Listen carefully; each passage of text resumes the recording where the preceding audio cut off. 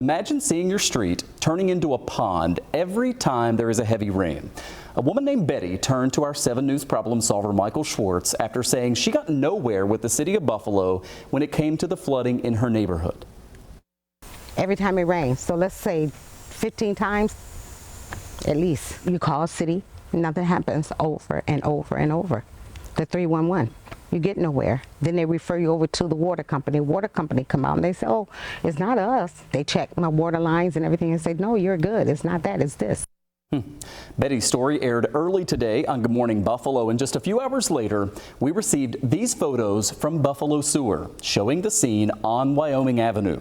The Sewer Authority says workers have responded to that street and basement flooding in that area multiple times to go in and clean and inspect the receivers.